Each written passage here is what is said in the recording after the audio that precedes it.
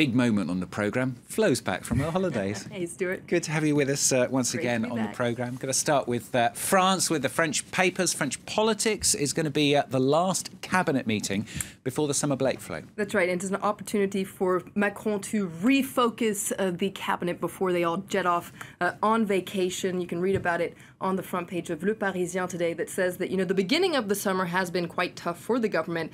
President Emmanuel Macron has been dipping in the polls, and so he really wants to tighten the bolts, if you will, so that the cabinet, everyone can essentially hit the ground running. Come September, of course, there will be many challenges ahead. Macron stepping up that pressure then before the summer and giving ministers something to reflect on over their summer break. Essentially, he's handing out summer homework to his government ministers. Doesn't really sound good. So this goes for the government, but also the members of parliament that have, just been elected recently. You can see here, Le Parisien is talking about how every single level is concerned by this bolt tightening. Why is that? Well, according to Le Parisien, there's been a lot of criticism that things have kind of gotten off to a slow start after those elections. And essentially, Macron is kindly telling everyone that it's time to shift into second gear before, as I said, everyone jets off to the beach.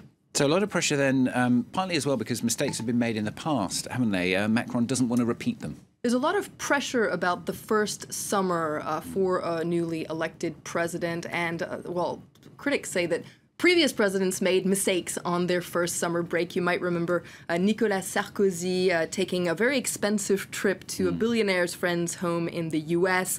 You can see a topless photo of him there. You also had François Hollande's supposedly normal beach vacation, his first summer vacation, but that was topped off by a very public paparazzi photo op that essentially made people believe that he wasn't perhaps such a normal president. You can see here Le Parisien talking about how Macron should beware of the curse of the first vacation. Now, Macron is reportedly going to stay in France, although for now there's a big mystery about just where he's going to spend his precious vacation days. He says that he wants to lead by example and essentially stay close by in case there's an emergency. And he wants everyone else in the government to do exactly the same thing. Essentially, they've been discouraged from going off to the other end of the world. We shall see what happens. Well, before they can jet off on vacation, though, MPs do still have some business to attend to. Now, today they're set to adopt a law.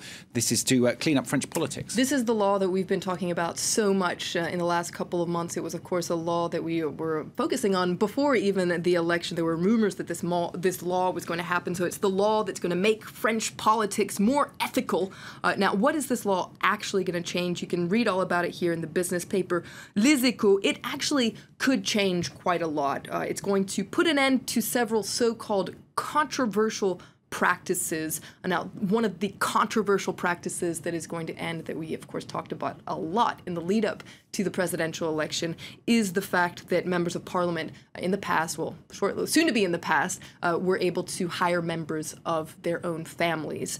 This was, currently is going to soon be an ex-common practice that raised a whole lot of eyebrows and soon will, I guess, bite the dust.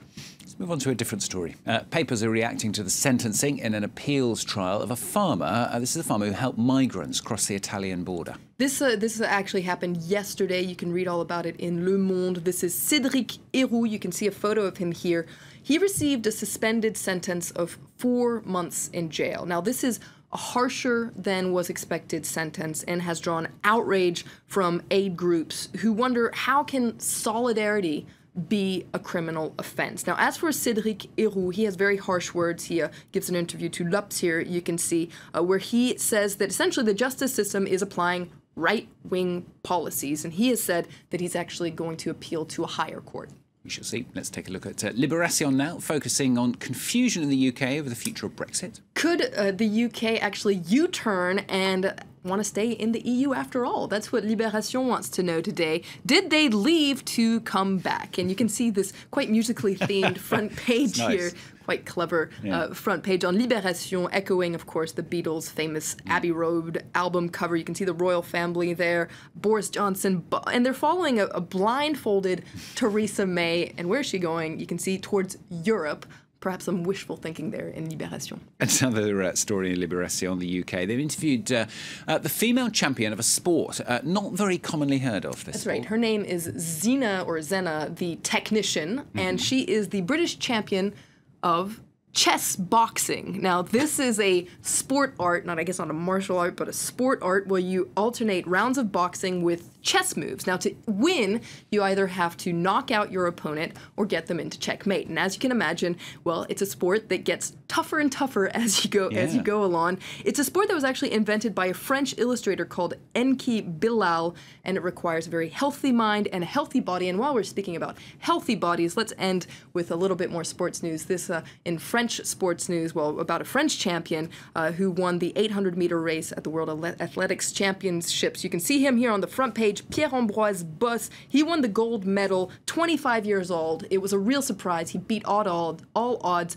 L'équipe de Sports Daily is very excited about this surprise win. You can see they're talking about un rêve de boss. It's a play on words. It's a childhood dream.